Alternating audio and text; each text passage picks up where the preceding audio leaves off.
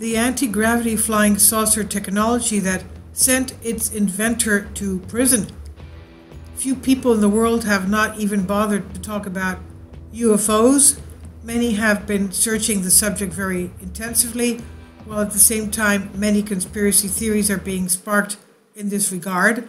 Perhaps the most popular would be what happened in the Second World War, those making flying saucers, or at least to complete them, but without catching up. So regardless of whether Nazi UFOs were rumors or mere conspiracy theories, it seems that there was an inventor whose effort was evaluated in the way he did not expect. But let's take a look at that story. Otis T. Carr was an inventor of advanced aircraft.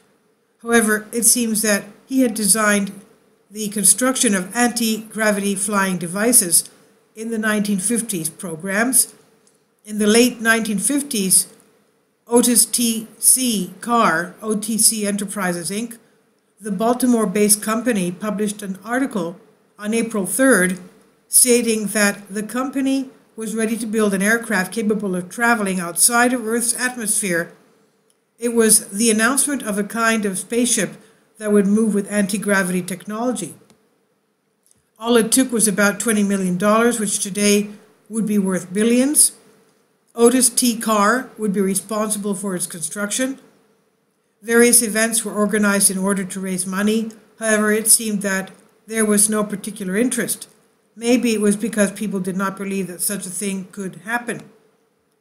At the same time, there was a lot of interest from the U.S. government in UFOs, and it was not at all indifferent to the issue, let alone whether he could own aircraft or even spaceships with anti-gravity technology.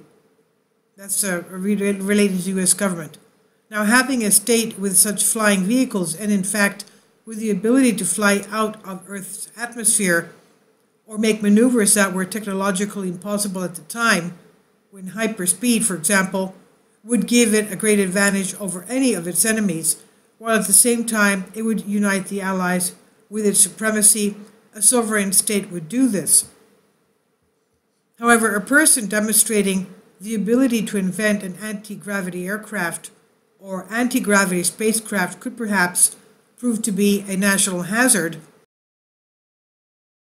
I support my Patreon account.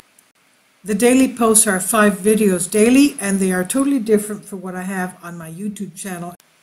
Thank you so much for your support, and that you find all my content so interesting. You'll find the Patreon account details in the description box. This particular inventor was a double-edged sword, so the consequences were immediate. This is exactly what happened to Carr. He was the victim of an extreme ridicule campaign by the country's media. However, Carr was not afraid of the whole situation against him. Although he failed to raise the amount he needed, he raised several $1 million from extremely powerful people. After finally managing to get the budget, his next goal was to build the OTC-X-1 circular spacecraft by December 7, 1959, that is, a man-made flying saucer. The drawings presented by Carr showed the ability to fly through an artificial gravitational field created by a gravity engine that did not need fuel. It would be powered by a, quote, Utron electric battery, UTRON, a small battery capable of being recharged by electromagnetic energy from the sun. Simply put, the anti-gravity circular spacecraft would be capable of operating on free energy. In addition, many like this could be built at a low cost. The great engineer had the support of important personalities such as Wayne Aho, AHO, a military intelligence officer who assured that he would accompany Carr when they could travel to the moon. Wayne Aho, as a name, may not mean anything to any of us, but we would definitely single out that Nikola Tesla. Tesla told independent researcher Doug Urchy that Carr and his team were able to build a fully functional flying saucer in the late 1950s. That is, the circular spacecraft worked.